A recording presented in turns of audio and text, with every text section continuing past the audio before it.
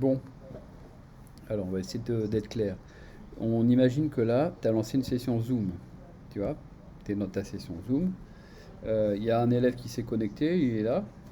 Donc là, je vais connecter mon téléphone en fait. Je fais comme si c'était un élève. Il s'appelle Maître Jean Chouard. C'est mon téléphone. Voilà. Donc lui, il est de ce côté-là. Toi, tu es où il y en a 50, c'est comme tu veux. Ils sont en train de machin, ils ont coupé leur caméra bien sûr, puisqu'ils sont fait autre chose. Bon bref, toi tu es là et tu veux partager une vidéo. Donc ce qu'il faut que tu fasses, puisque tu as ta session Zoom qui est lancée, il faut que tu ailles là-dedans, là, partager l'écran.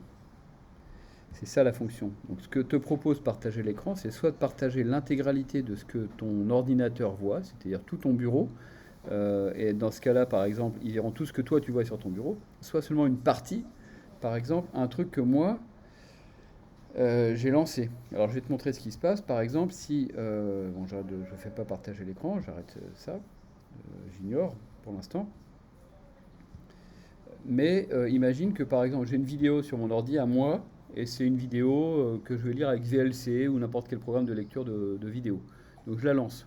Là c'est un truc sur le français en première. Il me lance la vidéo. Voilà, j'ai mon machin qui se lance. Donc mon application, la VLC, elle s'est lancée, la vidéo est lancée. Ben en fait ça je peux le partager. Ben, il suffit que j'aille dans mon programme Zoom. Bon, je demande à partager l'écran. Tu vois que paf, l'application que j'ai lancée VLC là, elle apparaît. Donc ça je peux le faire. Mais si je fais ça, que je balance ça en vidéo, ils entendront que dalle. Ils verront juste défiler la vidéo sans rien voir. Donc il faut penser à partager l'audio. Et puis éventuellement tu peux optimiser. Ça j'ai jamais essayé. Une fois que je fais ça et que je fais partager, bloup, bloup, bloup, mon machin est en partage, ça me le signale ici. Arrêtez de partager si je veux. Et donc là je lance la vidéo et les gamins, eux, ce qu'ils auront dans leur zoom, dans le partage d'écran, ce sera ma vidéo qui passe. Bonjour les premières. Donc Alors là qu'est-ce je leur expliquer un truc. Et ils pourront directement, ils seront avec leur truc sur les oreilles, ils entendront tout ça. Il se peut très bien que ce soit pas ça. Donc là, j'arrête de partager, par exemple, hop, et je passe à autre chose. Donc en fait, non, c'est pas ça. C'était pas ma vidéo sur mon disque dur que je voulais montrer, quel con. C'était un truc sur YouTube. Ben, pas grave. J'ai un truc sur Hitler, là. J'ai téléchargé Hitler, les discours. Hop, il y a tout ça. Je le fous en plein écran, prêt à être lancé. Je bascule avec la commande Alt-Tab, ou sur le Mac c'est Command Tab, et puis je retourne voir dans mon Zoom. Et là je vais dire partage l'écran, vas-y, partage, partage. Qu'est-ce que tu partages ce coup-ci?